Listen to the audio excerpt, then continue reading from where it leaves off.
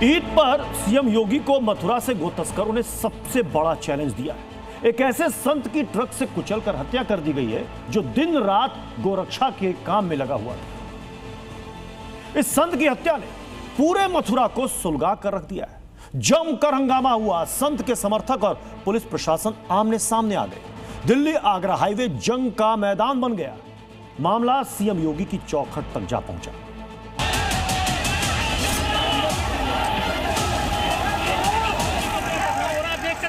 लगातार लाइव आपको हम दिखा रहे हैं कि किस तरीके से पुलिसकर्मियों के ऊपर पथराव शुरू कर दिया है और यहाँ पर आप देखें पुलिसकर्मियों पर लगातार हो रहा है।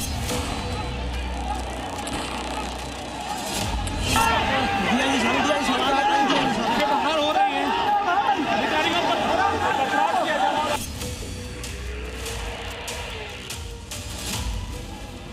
सड़क जाम कर हंगामा करती भीड़, पुलिस पर पथराव करते आक्रोशित लोग हैं। भीड़ पर आंसू गैस के गोले दागती पुलिस। ये तस्वीरें मथुरा की हैं, जहां फरसा वाले बाबा के नाम से मशहूर गोरक्षक संत चंद्रशेखर की गो तस्करों ने गाड़ी से कुचलकर हत्या कर दी। इसी के बाद लोगों का गुस्सा फूट पड़ा। छाता इलाके के पास दिल्ली आगरा हाईवे जाम कर दिया गया। पुलिस ने लोगों को समझाने की कोशिश की तो लोग भड़क गए और पथराव शुरू कर दिया। यहाँ पर पथराव हो रहा है और आप देख सकते हैं कि पुलिस पर यहाँ पर पथराव शुरू कर दिया है। किस तरीके से पथराव हो रहा है आप देख सकते हैं कि लगातार लाइव आपको हम दिखा रहे हैं कि किस तरीके से पुलिसकर्मियों के ऊपर पथराव शुरू कर दिया है और यहाँ पर आप देखिए पुलिसकर्मियों पर लगातार हो रहा है। लगातार ईटें आ रही है, आप देख सकते हैं मेरे पीछे किस तरीके से पुलिस। ये सारा बवाल उस वक्त शुरू हुआ जब संत चंद्रशेखर उस फरसा वाले बाबा को गो तस्करों ने अपनी गाड़ी से कुचलकर मार डाला। बताया जा रहा है कि बाबा को गो तस्करी की खबर मिली थी। उन्होंने बाइक से गो तस्करों का पीछा करना शुरू कर दिया। उन्होंने तस्करों की गाड़ी को रोकने की कोशिश की तो आरोपियों ने उनकी बाइक को टक्कर मार दी, जिससे बाबा बाइक समेत सड़क पर गिर पड़े और बुरी तरह से घायल हो गए। मौके पर ही उनकी मौत हो गई। जिस जगह पर बाइक रोकी गई थी वहां पर दूसरी ट्रक, जो आरजे नंबर की ये ट्रक आप देख सकते हैं, इस ट्रक ने पहले फरसे वाले बाबा को कुचला और उसके बाद जो ट्रक को रुकवाया गया था, जिसमें ये कहा गया था जिसमें गौवंश है, उस ट्रक को इसने टक्कर मारी। उसके बाद इस ट्रक के ये हालात हो गए हैं। यहाँ पर आप देख सकते हैं कि ट्रक पे खून के धब्बे हैं, खून के निशान हैं और यहीं पर फरसे वाले बाबा की मौत हो गई। इस घटना के बाद स्थानीय लोग और हिंदूवादी संगठन आक्रोशित हो गए और दिल्ली आगरा नेशनल हाईवे जाम कर दिया गया। पुलिस का कहना है कि बाबा की मौत ट्रक के नीचे आने से हुई है। गो तस्करी के शक में वो एक ट्रक को रोककर पूछताछ कर रहे थे। इसी बीच पीछे से आ रहे दूसरे ट्रक ने उन्हें कुचल दिया। गो तस्करी जैसा ये कोई मामला नहीं है। वहीं बाबा के समर्थक इसे हादसा नहीं बल्कि सुनियोजित हत्या बता रहे हैं। जो ट्रक उन्होंने रोका था उसमें कोई भी गोवंश या गोमांस नहीं था, इसीलिए हम इसको नहीं कह सकते हैं कि ये गो तस्करी का ट्रक था। दूसरा जो पीछे से ट्रक मारी उसमें भी किसी तरह का गोवंश या गोमांस नहीं था। जो जिस ट्रक को आपने रोका था, क्या उसमें गोवंश था? 5 गोवंश थे उसमें। लेकिन पुलिस तो कह रही कि दोनों ट्रक में कोई गोवंश नहीं था। झूठ बोला जा रहा है और जब गो तस्करों को छुपा दिया उन्होंने। फरसा वाले बाबा की मौत से सदमे में आए लोगों का दुख पुलिस के बयान से आक्रोश में बदल गया। बड़ी तादाद में गोरक्षक दिल्ली आगरा हाईवे पर जमा हो गए। पूरा हाईवे जाम कर दिया गया। पुलिस ने उन्हें समझाने की कोशिश की तो लोग भड़क गए। उन्होंने पथराव शुरू कर दिया। देखते ही देखते हाईवे जंग का मैदान बन गया। पथराव में पुलिस की गाड़ियों के साथ साथ कई दूसरी गाड़ियों और ट्रकों को भी नुकसान पहुंचा है, जबकि कई लोग इस पथराव में घायल भी हुए हैं। पुलिस ने मौके से एक आरोपी को पकड़ा है, जबकि 3 अन्य आरोपी मौके से फरार होने में सफल रहे, जिनकी तलाश की जा रही है। सीएम योगी ने इस पूरे मामले का संज्ञान लिया है। उन्होंने अपराधियों के खिलाफ सख्त कार्रवाई के निर्देश दिए हैं। सीएम ने कहा है कि अपराधी किसी हाल में भी बख्शे न जाएं। ऐसी कार्रवाई की जाए जो एक मिसाल बने। फिलहाल मथुरा में हालात काबू में हैं। इलाके में भारी पुलिस बल की तैनाती है। बाबा के समर्थक अभी भी ये मानने को तैयार नहीं है कि बाबा की मौत एक्सीडेंट से हुई है। उनको लग रहा है कि बाबा को साजिशन ट्रक से कुचला गया है। जिस ट्रक को पकड़ा गया था उसमें कुछ नहीं था। दूसरे ट्रक वाले को सूचना दी गई और दूसरे ट्रक वाले ने बाबा को अपने ट्रक से कुचल दिया। लोग समर्थक मानने को तैयार नहीं और यही वजह है कि समर्थकों में आक्रोश है, गुस्सा है। फिलहाल पुलिस ने स्थिति को सामान्य करने के लिए यहाँ पर पुलिस व्यवस्था को टाइट किया है। पुलिस के मुताबिक कुछ बाहरी और शरारती तत्वों ने बाबा की मौत की आड़ में माहौल को खराब करने की साजिश की है। उनकी भी पहचान की जा रही है। कन्हैया के साथ राजू राज, जी मीडिया, मथुरा। आखिर फरसा वाले बाबा थे कौन जो गौ तस्करों की आंखों में खटक रहे थे? बाबा के समर्थकों का कहना है कि उन्हें लगातार धमकियां मिल रही थी। फरसा वाले बाबा का असली नाम चंद्रशेखर था और मूल रूप से फिरोजाबाद के गोपाल नगला गांव के रहने वाले थे। फरसा लेकर चलते थे, इसलिए फरसा वाले बाबा के नाम से मशहूर हो गए। मथुरा में गौ तस्करी रोकने के लिए फरसा वाली टीम भी बना रखी थी इन्होंने। बाबा की गोरक्षा टीम में 200 से भी ज्यादा सदस्य थे। फरसा वाले बाबा ने श्री राम जन्मभूमि आंदोलन में भी हिस्सा लिया था और 20 सालों तक अयोध्या में रहने के बाद वो ब्रज आ गए थे। एक तनाव मथुरा में है तो बीते 22 दिनों से तनाव पश्चिम एशिया में भी चल रहा है। इस जंग में हर नए दिन के साथ ईरान 20 साबित हो रहा है, क्योंकि ईरानी सेना इजराइल के साथ साथ खाड़ी के मुस्लिम देशों पर भी हमले कर रही है। हॉर्मुज स्ट्रेट भी ईरान ने ब्लॉक कर रखा है। मगर इसी बीच ईरान ने हिंद महासागर के एक आइलैंड पर मिसाइल अटैक करके सनसनी मचा दी है, क्योंकि जिस आइलैंड पर ईरान ने मिसाइलें दागी वो ईरान से करीब 4000 किलोमीटर दूर है और वहां पर यूएस ब्रिटेन का मिलिट्री बेस भी है। और हैरानी इस बात की है कि ईरान के पास ऐसी कोई मिसाइल ही नहीं जो 4000 किलोमीटर तक प्रहार कर सके। तो सवाल यह है कि फिर ईरान ने यह अटैक कैसे किया? मिडिल ईस्ट में छिड़ी जंग की आंच हिंद महासागर तक फैल जाएगी। इसकी चपेट में इजराइल अरब देशों के साथ ब्रिटेन भी आ जाएगा, इसका अंदाजा किसी को भी नहीं था। लेकिन बीती रात ईरान ने कुछ ऐसा धमाका किया जिसने मिडिल ईस्ट के साथ साथ अमेरिका और यूरोप तक को दहला दिया, क्योंकि ईरान की किलर मिसाइलों ने हिंद महासागर के एक ऐसे आइलैंड पर अटैक कर दिया जहां मौजूद था अमेरिका और ब्रिटेन का मिलिट्री बेस। हिंद महासागर के बीचों बीच मौजूद डिएगो गार्सिया आइलैंड, जो करीब 30 वर्ग किलोमीटर में फैला है, इसी आइलैंड को खलीफा ब्रिगेड ने अपना निशाना बनाया। मीडिया रिपोर्ट्स के दावे के मुताबिक ईरान ने डिएगो गार्सिया द्वीप पर 2 बैलिस्टिक मिसाइलें दागी। हालांकि यूएस ने एक मिसाइल को मार गिराने का दावा किया, लेकिन दूसरी मिसाइल डिएगो गार्सिया आइलैंड के पास जाकर गिरी। इस हमले में अमेरिका और ब्रिटेन को कितना नुकसान हुआ, फिलहाल इसकी पुष्टि तो नहीं हुई है, क्योंकि अमेरिका ने ईरान की मिसाइलों को रोकने के लिए SM-3 इंटरसेप्टर का इस्तेमाल किया। लेकिन युद्ध के 22वें दिन ईरान के इस हमले ने हर किसी को सन्न कर दिया।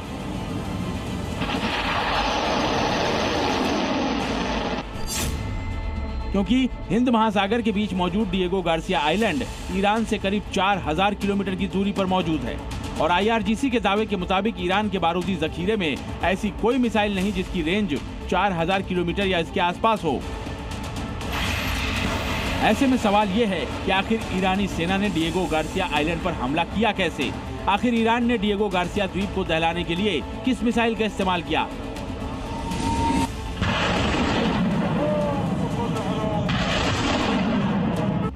क्योंकि यूएस प्रेसिडेंट ट्रंप तो खुलेआम ये दावा कर रहे हैं कि वो ईरान से जंग जीत चुके हैं, ईरान के सारे हथियारों को वो तबाह कर चुके हैं, ईरान का मिसाइल भंडार नष्ट हो चुका है। अगर ट्रंप ने ईरान पर फतेह हासिल कर ली है, उसके हथियार और किलर मिसाइलों को नेस्तनाबूद कर दिया है, तो फिर ईरान ने 4000 किलोमीटर दूर डिएगो गार्सिया आइलैंड को निशाना कैसे बनाया? क्या ईरान ने युद्ध के दौरान नई मिसाइलें बना ली हैं? चीन और रूस युद्ध में ईरान का साथ दे रहे हैं। ईरानी सेना को लॉन्ग रेंज मिसाइलें मुहैया करवा रहे हैं। अब जो भी हो, लेकिन इस हमले के साथ ही ईरान ने अमेरिका और ब्रिटेन समेत अपने तमाम दुश्मनों को यह मैसेज दे दिया है कि जंग अभी खत्म नहीं हुई है, ईरान का इंतकाम बाकी है, जंग का परिणाम बाकी है। तभी तो इजराइल और अरब देशों के साथ साथ ईरान ने हिंद महासागर में मौजूद डिएगो गार्सिया आइलैंड पर अटैक किया, क्योंकि डिएगो गार्सिया में यूएस ब्रिटेन का संयुक्त मिलिट्री बेस है, जो दुनिया के सबसे सुरक्षित और गुप्त ठिकानों में से एक है। यह द्वीप यूएस के वैश्विक सैन्य नेटवर्क का भी अहम हिस्सा है। अमेरिका यहीं से खाड़ी और अफ्रीका में ऑपरेशन करता है। यूएस मिलिट्री बेस पर बॉम्बर और पनडुब्बियां तैनात रहती हैं। मतलब अमेरिका के लिए ये आइलैंड एक ऐसे युद्धपोत का काम करता है जहां आसमानी जंगबाजों के साथ साथ गोला बारूद और सैनिक भी मौजूद रहते हैं, जो पलक झपकते ही हिंद महासागर में किसी भी कॉम्बैट ऑपरेशन को अंजाम दे सकते हैं। ठीक इसी तरह ब्रिटेन के लिए भी डिएगो गार्सिया बेहद अहम है। मगर ईरान ने हिंद महासागर के इस द्वीप को निशाना बनाकर इस पर मिसाइलों से हमला कर अमेरिका और ब्रिटेन दोनों को चेतावनी दे दी है। ब्यूरो रिपोर्ट, जी मीडिया। इजराइल अमेरिका चाहे कुछ भी कहे, बैटल ग्राउंड से जो तस्वीरें आ रही हैं वो बता रही हैं कि ट्रंप ने ईरान को बहुत हल्का समझने की गलती की और अब नतीजा ये है कि ईरान की सेना ट्रंप को खुल्लम खुल्ला कह रही है कि अमेरिका वियतनाम युद्ध की तरह फंस गया है और ट्रंप का हाल इराक के शासक सद्दाम हुसैन जैसा होने वाला है। ईरान को इतनी हिम्मत कहां से मिल रही है, आपको दिखाते हैं चौंकाने वाली रिपोर्ट। हाथी की तरह बलशाली अमेरिका के कान में चींटी की तरह घुसे ईरान ट्रंप और नेतन्याहू की इज्जत का फालूदा बना दिया। अमेरिका का कोई मिलिट्री या एयरबेस पूरे मिडिल ईस्ट में साबुत नहीं बचा। अमेरिका के सबसे बड़े aircraft carrier USS Gerald port को तो ईरानी बोट ने इतना नुकसान पहुंचाया कि उसे मरम्मत के लिए वापस भेजना पड़ा। ईरानी सेना के कमांडर अब खुलेआम ट्रंप का हाल सद्दाम हुसैन जैसा करने की धमकी दे रहे हैं। अमेरिकी युद्धपोत गेराल्ड पोर्ट को कागजी शेर कहकर खिल्ली उड़ा रहे हैं। ईरानी सेना और इसके प्रवक्ता सिर्फ इराक और उसके शासक सद्दाम हुसैन का इतिहास नहीं बता रहे, बल्कि इससे पीछे वियतनाम युद्ध तक अमेरिकी फौज की दुर्दशा याद दिला रहे हैं। ईरान के विदेश मंत्री सईद अब्बास अरागची ने तो सीधे तौर पर वियतनाम का नाम लेकर मिडिल ईस्ट में फंस चुके अमेरिका पर तंज कसा। अमेरिका भी भूला नहीं होगा कैसे वियतनाम में अमेरिका के सैकड़ों सैनिक मारे जा रहे थे। उनकी हार साफ दिख रही थी, लेकिन अमेरिका का आर्मी जनरल विलियम वेस्ट मोरेलैंड वॉशिंगटन में आकर बता रहा था अमेरिका वियतनाम में युद्ध जीत रहा है। जिस वियतनाम की जंग का जिक्र ईरानी विदेश मंत्री कर रहे हैं वो 1970 के दशक का भयानक युद्ध है, जिसमें अमेरिका के सैकड़ों सैनिक मारे गए और आखिर में अमेरिका को अपना बोरिया बिस्तर समेटकर वापस लौटना पड़ा। तो क्या अब वही ईरान युद्ध में भी अमेरिका के साथ होने वाला? नए खलीफा की चेतावनी सुनी। ईरान दुश्मन की सोच से कहीं ज्यादा मजबूत है। दुश्मनों ने सोचा था कि 1-2 दिन के भीतर ही इस्लामी शासन को उखाड़ फेंकेंगे, लेकिन आज पूरा देश इसके खिलाफ एकजुट है। ईरान के हर नागरिक से अपील है वो दुश्मन के दुर्भावनापूर्ण मीडिया अभियानों के प्रति सतर्क रहे। ईरानी सेना जिस तरह हर मोर्चे पर डटी हुई दिख रही है, हवा से लेकर जमीन और समुद्र तक, वो अमेरिका की चिंता बढ़ा देने वाला। इसमें अब 2 ही विकल्प बचे, या तो अमेरिका ईरान में घुसकर जमीनी ऑपरेशन शुरू करे या फिर मैदान छोड़कर भाग निकले। लेकिन ट्रंप न तो ईरान में बुट्स ऑन ग्राउंड उतारने की हालत में, न ही ईरान युद्ध में पीठ दिखाकर भागने की स्थिति में। मतलब ट्रंप इस कदर फंसे कि इधर कुआं और उधर खाई। ईरान ईंट का जवाब पत्थर से दे रहा। ईरान ने अब तक के युद्ध में साबित किया युद्ध हथियारों से ज्यादा हौसलों से लड़ा जाता, और इस वक्त ईरान का जो तेवर वो अमेरिका के लिए चेतावनी। ईरानी सेना के प्रवक्ता को सुनिए। ईरानी जमीन पर जमीनी हमला हमारी रेड लाइन में से एक है। जिस तरह हमने दुश्मन के हर ऑपरेशन के खिलाफ एक सरप्राइज दिया था, उसी तरह इस बार भी हम ऐसा ही करेंगे। तो ईरान अमेरिकी सेना का अपनी जमीन पर किस कदर आओ भगत करने की तैयारी कर रहा, ये भी क्लियर है। क्या ट्रंप इस हाल में ईरान में सेना उतारेंगे, और नहीं उतारेंगे तो अब विकल्प क्या है? क्योंकि जिस मकसद के साथ ट्रंप ने युद्ध शुरू किया उसके पूरा होने की दूर दूर तक कोई उम्मीद दिख नहीं रही। लेकिन ट्रंप को युद्ध के इस मोड़ पर कोई न कोई फैसला लेना ही हो। वो फैसला क्या हो, पूरी दुनिया को इसका इंतजार है। ब्यूरो रिपोर्ट, जी मीडिया। अमेरिका जिन हथियारों के दम पर किसी भी देश पर हमला करने का दम भरता था, ईरान में वही हथियार कबाड़ बन गए। ईरान ने अभी तक अमेरिका के F-16 फाइटर जेट को मार गिराया। अब तो अमेरिका का सबसे ताकतवर 5वीं पीढ़ी का स्टील्थ फाइटर जेट भी ईरानी मिसाइलों से बच नहीं पाया। अमेरिका जिसे अजय योद्धा मानते थे, उस F-35 को ईरान ने खदेड़ दिया। ईरान कैसे अमेरिकी जेट का कब्रिस्तान बना जा रहा है, इस रिपोर्ट में देखिए। अमेरिका के घमंड को ईरान ने तोड़ दिया। जिस पर था ट्रंप को भरोसा, उसे ही ईरान ने कर दिया ढेर। जिसे ट्रंप ईरान को जीतने की जिम्मेदारी सौंपे थे, वही मैदान छोड़कर भाग गया। ईरान के इस धाकड़ ने वो काम कर दिया जिसकी कल्पना भी ट्रंप ने नहीं की।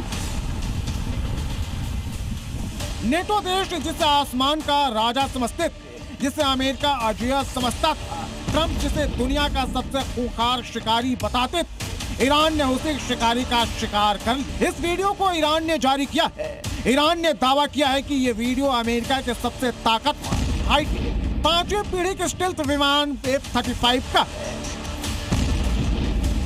जिसे ईरान ने न सिर्फ ट्रैक करने का दावा किया बल्कि आसमान में मिसाइल से हिट करने का भी ऐलान किया। और यह सब कुछ ईरान के हवाई क्षेत्र में हुआ। रिपोर्ट के मुताबिक इसके बाद अमेरिकी फाइटर जेट F-35 को इमरजेंसी लैंडिंग करनी पड़ी। ईरानी मिसाइल से F-35 के पिछले हिस्सों को काफी नुकसान पहुंचा है, हालांकि पायलट सुरक्षित है। ईरान ने F-35 का शिकार उस समय किया है जब ट्रंप बार बार ईरान में सब कुछ खत्म करने का दावा कर रहे हैं।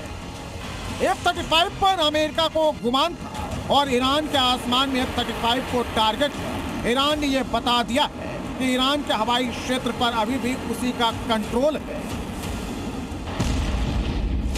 F-35 एक मल्टी रोल फाइटर जेट है जिसे हवाई वर्चस्व, ग्राउंड अटैक, इलेक्ट्रॉनिक वॉरफेयर और इंटेलिजेंस मिशनों के लिए डिजाइन किया गया है। दावा तो ये किया जाता है कि इसे दुश्मन का रडार भी पकड़ नहीं पाता। सवाल ये कि फिर ईरान ने इसे कैसे ट्रेस कर लिया। न सिर्फ ट्रेस किया बल्कि हिट भी कर दिया। रिपोर्ट के मुताबिक अमेरिका के F-35 फाइटर जेट को ईरान के माजिद एयर डिफेंस सिस्टम में शिकार किया है। माजिद एयर डिफेंस सिस्टम से दागी गई मिसाइल ने F-35 को घायल कर दिया। AD-08 माजिद ईरान द्वारा निर्मित एक कम दूरी की electro optical thermal guided air defence system है। यह 8 किलोमीटर की दूरी और 6 किलोमीटर की ऊंचाई तक ड्रोन, क्रूज मिसाइल और लो फ्लाइंग विमानों को मार गिरा सकता है। यह सिस्टम इंफ्रारेड गाइडेंस का इस्तेमाल करता है। इसे मोबाइल लॉन्चर व्हीकल से भी लॉन्च किया जा सकता है। दुश्मन के रडार को चकमा देने के लिए F-35 के पिछले हिस्सों यानी रडार इंजन और विंग्स पर रडार कोटिंग की जाती है और यही कोटिंग F-35 को आसमान में दुश्मन के रडार से छुपा देती है। लेकिन F-35 इंजन से निकलने वाली गर्मी को नहीं छिपा पाता है और ईरान के माजिद एयर डिफेंस सिस्टम ने इसी गर्मी को ट्रैक किया और फिर मिसाइल दाग दी, जिसने सीधे F-35 के पिछले हिस्सों को हिट किया। माजिद एयर डिफेंस सिस्टम ये ईरान की कम दूरी की मिसाइल रक्षा प्रणाली है।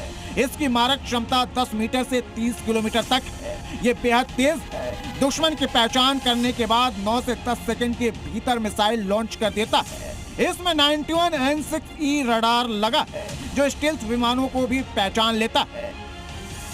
जिस माजिद एयर डिफेंस सिस्टम की मार के बाद F-35 को ईरान से भागना पड़ा और इमरजेंसी लैंडिंग करनी पड़ी, उसकी कीमत 933 करोड़ रुपए है, जबकि माजिद एयर डिफेंस में लगी एक मिसाइल की कीमत सिर्फ 9 करोड़ रुपए है। मतलब 9 करोड़ रुपए की मिसाइल ने 933 करोड़ रुपए के विमान को भागने पर मजबूर कर दिया। भले ही ट्रंप दावा कर रहे हैं कि ईरान के पास अब कुछ नहीं बचा है, लेकिन इसके बाद भी ईरान अमेरिका और इजराइल का मुकाबला कर रहा है। उन्हें हर दिन एक नए हथियार से जवाब दे रहा है। Bureau report, C media. Iran युद्ध की तस्वीर आज 22वें दिन बदली हुई नजर आ रही है। ट्रंप का युद्ध का मकसद तो बहुत पीछे रह गया और अब हालत यह है कि पूरी अमेरिकी सैनिक ताकत की साख ही दांव पर है। ईरान ऐसा जबरदस्त पलटवार कर रहा है कि ट्रंप पलटू राम की तरह बार बार अपना स्टैंड बदलते नजर आ रहे हैं। कभी कह रहे हैं कि सीज फायर नहीं करेंगे, कभी कह रहे हैं ईरान के पास कुछ बचा नहीं है। अब सवाल यह उठ रहा है कि क्या ट्रंप ईरान से बोरिया बिस्तर बांधने का मौका ढूंढ रहे हैं? डोनाल्ड ट्रंप कंफ्यूज है। जिस ईरान को घुटने पर लाने का दम्भ था, उसने अमेरिकी ठिकानों को धुआं धुआं कर दिया। ट्रंप के बयानों से लग रहा है कि इस युद्ध में बुरी तरह फंस गए हैं। उनके बयानों से उनकी बौखलाहट साफ झलक रही है। कभी वो युद्ध को आगे ले जाने की सोचते हैं तो कभी पीछे। सिर्फ 60 मिनट में युद्ध को लेकर उनके दो अलग अलग बयान बता रहे हैं कि वो मझधार में फंसे हुए हैं। ट्रंप ने पत्रकारों के सवाल के जवाब में कहा कि वो सीज फायर नहीं करने जा रहे। क्योंकि ईरान की मिलिट्री खत्म हो रही है। ट्रंप ने एक तरफ जीत की हुंकार भरी, लेकिन घंटे भर बाद ही ट्रंप ने यू टर्न ले लिया। सोशल मीडिया पोस्ट कर अपना रुख बदलते हुए कहा वो ईरान युद्ध को खत्म करने पर विचार कर रहे हैं। ईरान की आतंकी सत्ता के खिलाफ हम अपना मकसद पूरा करने के करीब हैं। इसे देखते हुए हम अपने सैन्य अभियानों को खत्म करने की तैयारी कर रहे हैं। क्या करना चाहते हैं ट्रंप? युद्ध जारी रखना या बंद करना? बिल्कुल असमंजस वाली स्थिति है।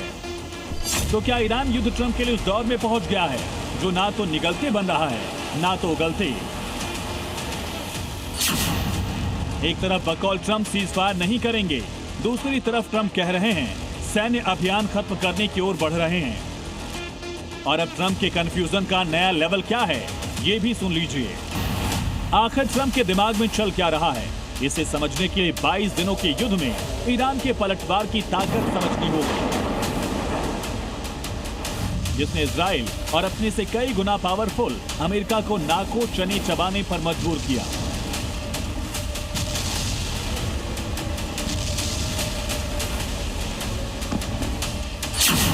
ट्रंप ने सोचा था युद्ध चंद दिनों की बात है, ईरान युद्ध को 22 दिन तक लेकर आ गया। ट्रंप को बिल्कुल आशंका नहीं थी कि इतने बड़े पैमाने पर अमेरिका को नुकसान होगा। जबकि अमेरिकी बेस फाइटर जेट युद्धपोत पर हमले हुए, ट्रंप को उम्मीद नहीं थी कि करोड़ों अमेरिकी डॉलर फूकने होंगे। कुछ रिपोर्ट के मुताबिक युद्ध में अमेरिका अब तक $12 बिलियन से ज्यादा खर्च कर चुका है। ट्रंप को घरेलू फ्रंट पर इतने बड़े विरोध की उम्मीद नहीं थी। एक सर्वे के मुताबिक सिर्फ 1/4 अमेरिकी ही ईरान पर हमलों का समर्थन कर रहे हैं। उस पर आलम यह है कि ट्रंप के दावे के मुताबिक ईरान में ना यूरेनियम मिला, ना एटम बॉम्ब, ना ही बैलिस्टिक मिसाइल प्रोग्राम रुका, बल्कि ईरान तो बैलिस्टिक मिसाइलों की मार से इजराइल को क्षत विक्षत कर रहा है। खाड़ी के अमेरिकी सैन्य ठिकानों पर खलबली मची है। सवाल उठ रहा है कि क्या ट्रंप अब महायुद्ध से बाहर निकलना चाहते हैं और निकलने के लिए किसी इज्जत भरी राह की तलाश कर रहे हैं? क्योंकि 22 दिनों में ईरान ने अमेरिका के सुपर पावर होने का जो दम मिट्टी में मिलाया है, युद्ध जारी रहा तो अमेरिका की गत और बुरी हो सकती है। ट्रंप उस मोड़ पर पहुंच गए जिन्हें अब किसी की चिंता तक नहीं। ट्रंप ने जिस स्वार्थ के कारण ईरान के खिलाफ युद्ध छेड़ा था, वो स्वार्थ अब ट्रंप के गले की फांस बनता जा रहा है। ट्रंप इसको काटने का बेहतर मौका ढूंढ रहे हैं ताकि अमेरिकी मिलिट्री की साख बची रहे और ट्रंप का दुनिया पर राज करने का गुमान भी बचा रहे। लिहाजा ट्रंप युद्ध से बचकर निकलने की कोशिश करते दिख रहे हैं। आज ईद है। देश की मस्जिदों में आज मुस्लिम समुदाय ने नमाज पढ़ी, जश्न मनाया, लेकिन यह जश्न इस बार बटा हुआ दिखा। शिया मुसलमानों ने ईद पर नए कपड़े तो पहने, साथ ही हाथ में काली पट्टी बांधकर नमाज अदा की, जबकि सुन्नी समुदाय में कहीं कोई विरोध की आवाज नहीं दिखी, ना ही प्रदर्शन दिखा। मतलब अब की बार की ईद कहीं खुशी कहीं गम वाली रही। ईद तो पूरे देश में मनी, लेकिन मुस्लिम समुदाय का यह सबसे बड़ा त्योहार कुछ फीका फीका रहा। ईरान के खिलाफ अमेरिका और इजराइल के बारूदी घमासान को लेकर देश का मुस्लिम समुदाय बटा नजर आया। ईद पर क्यों बढ़ गए भाईजान? क्या मीठी ईद पर शिया सुन्नी में हो गई खटास? दिल्ली में इस बार उत्तम नगर में होली के दिन हुए तरुण हत्याकांड के चलते पुलिस ने विशेष इंतजाम किए थे। 15,000 से ज्यादा पुलिसकर्मी, ड्रोन से निगरानी, सीसीटीवी और एआई तकनीक से सुरक्षा का पुख्ता इंतजाम किया गया। ईद पर सब कंट्रोल में रहा, लेकिन इस बार सेवैयों में पहले वाली मिठास नहीं थी।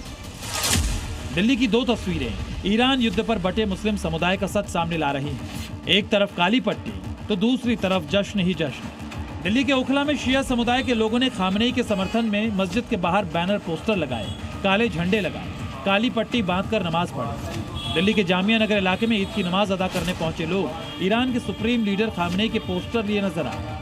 आयतुल्ला अल खमनेई की मौत के बाद शिया समाज ने इसका गम जताने के लिए सभी काली रंग की पट्टी बांध रहे हैं और जो भी लोग यहाँ पर आ रहे हैं, आप देख भी सकते हैं कि सबको यहाँ पर काली पट्टी बांधी जा रही है। हम नमाज पढ़ेंगे, सब करेंगे, लेकिन एक जो सेलिब्रेशन होता है, खुशी होती है, एक वो चीज़ हमारे अंदर नहीं रहेगी। हमें यह एहसास रहेगा कि हमारे बीच में हमारे रहवर हमारे अगर नहीं रहे तो वो सिर्फ एक कौम के लीडर नहीं थे, वो हर कौम के लीडर थे। और ये दुनिया को हम मैसेज दे रहे हैं, ऑल वर्ल्ड मैसेज दे रहे हैं कि हम ईद तो मना रहे हैं बट एक गम में मना रहे हैं। एक ईद होती है ना, बट वो है नहीं हकीकत में हमारे लिए। दिल्ली के जामा मस्जिद में मुस्लिम समाज के लोगों ने ना तो कोई काली पट्टी बांधी और ना ही किसी तरह का पोस्टर बैनर लगाया। प्रोटेस्ट का मतलब जो है आदमी को दिल से असल गम का इजहार करना है, और काली पट्टियां बांध के इजहार करने का मतलब ये है कि हमें बांटना। काली पट्टी के इजहार का जरूरत नहीं है, दिल से जो हमारे है वो तो कुछ जाहिर कर नहीं सकते हम लोग। काली पट्टी बना के नफरत फैलाना क्या फ़ायदा हुआ उससे? गम और गुस्से इजहार दिल से भी किया जा सकता है, गम एक दिल में ज़रूर है, लेकिन जितनी भी और दूसरी कम्युनिटी या फिर यूँ कहूँ कि सुन्नी मस्जिदें हैं वहाँ ज़्यादातर लोगों ने काली पट्टी नहीं बांधी है। वजह थी कि हमें गम ज़रूर है, गुस्सा है, प्रोटेस्ट के तौर पर इजहार है, लेकिन दिल से गम हम मना रहे हैं। दिल्ली में शिया सुन्नी के बीच ईद के जश्न पर मतभेद वाली तस्वीर देश के दूसरे शहरों में भी दिखी। संभल में ईद पर ईरान और खामनेई के मुद्दे पर शिया और सुन्नी का नजरिया बटा हुआ नजर आया। जंदौसी में सुन्नी मुस्लिमों ने ईदगाह में हर बार की तरह सामान्य तरीके से ईद की नमाज अदा की। न काली पट्टी, न विरोध, न नारेबाजी। शिया सुन्नी का एक आपसी इख्तिलाफ है, लेकिन वो जिस तरह जंग है, बहरहाल दुनिया के अंदर अमन अमान रहना चाहिए। किसी भी कंट्री के अंदर हर कंट्री आपस में मोहब्बत से रहे, चाहे वो इसराइल हो, अमेरिका हो, ईरान हो। भोपाल में ईदगाह हिल्स पर ईद की नमाज अदा हुई। ज्यादातर मुसलमान हाथ और सिर पर काली पट्टी बांधकर मस्जिदों में पहुंचे। ईदगाह हिल्स के मुस्लिम समुदाय का मानना है कि खामनेई की मौत की वजह से इस बार की ईद अच्छी नहीं रही। ईरान युद्ध में ईद पर बटे शिया सुन्नी मुस्लिम समुदाय की अपनी अपनी सोच है। शिया समुदाय आयतुल्लाह खामनेई को मजहबी गुरु मानता है, लेकिन सुन्नी समुदाय नहीं। लिहाजा तस्वीर ऐसी ही आनी थी और आई भी। ईरान युद्ध की मिसाइलों के प्रहार से हिंदुस्तान में ईद पर जोश जरा डाउन रहा। ब्यूरो रिपोर्ट, जी मीडिया। जिस पाकिस्तान की बुनियाद एक शिया मुसलमान यानी मोहम्मद अली जिन्ना ने रखी, अब उसी पाकिस्तान से शिया मुसलमानों को ईरान भेजने की धमकी दी गई। और यह धमकी किसी मुल्ला, मौलवी या फिर मौलाना ने नहीं दी, बल्कि पाकिस्तान के chief of defence Asim Munir ने दी, वो भी शिया उलेमाओं के सामने। अब ऐसे में सवाल है कि आखिर पाकिस्तान के 2 करोड़ शिया मुसलमानों का दुश्मन मुनीर कैसे बना? देखिए इस रिपोर्ट में। मुनीर के खिलाफ पाकिस्तान में फिर से बगावत छिड़ चुकी है और इस बार मुनीर के खिलाफ खड़े हुए हैं पाकिस्तान के 2 करोड़ शिया मुसलमान। दरअसल शिया उलेमाओं के साथ बैठक में मुनीर ने कुछ ऐसा कहा जिसे सुनकर पाकिस्तान के शिया मुसलमान भड़क गए। दरअसल मुल्ला मुनीर ने ईरान का समर्थन करने वाले पाकिस्तान के शिया मुसलमानों को कहा कि अगर आपको ईरान से इतना ही लगाव है तो आप ईरान ही चले जाएं, यहाँ आपके लिए कोई जगह नहीं। मुनीर के दिल में शिया समुदाय के लिए नफरत पुरानी है, जिसका सबूत कुछ दिन पहले पाकिस्तान की सड़कों पर भी दिखाई दिया था, जब ईरान के समर्थन में सुप्रीम लीडर आयतुल्लाह खामनेई की मौत पर मातम मनाने के लिए पाकिस्तान के शिया मुसलमान सड़कों पर उतरे तो मुनीर ने उन पर लाठी और गोलियां चलाई। और अब वही आसिम मुनीर पाकिस्तान के शिया मुसलमानों को खुलेआम ईरान जाने की धमकी दे रहा है। बस फिर क्या, इसी बात से पाकिस्तान के शिया मुसलमान भड़क उठे और मुनीर को इजराइल अमेरिका जाने की नसीहत दे दी। दरअसल 19 मार्च को मुनीर ने शिया धर्मगुरुओं के साथ इफ्तार बैठक की। इस बैठक में मुनीर तकरीबन 1 घंटे तक लगातार बोलता रहा, लेकिन किसी भी मौलाना उलेमा को जवाब देने या अपनी बात रखने का मौका नहीं दिया, ऊपर से धमकी भी दे दी। दरअसल पाकिस्तान में रहने वाले 20% शिया समुदाय इस बात से नाराज हैं कि पाकिस्तान का रुख न तो फिलिस्तीन पर कौमी लिहाज से ठीक है और न ही ईरान पर। ईरान न सिर्फ पाकिस्तान का पड़ोसी है बल्कि कई मामलों में सहयोगी भी। लेकिन पाकिस्तानी हुक्मरान क्या शिया होने की वजह से जंग में उसके खिलाफ ईरान के साथ हैं?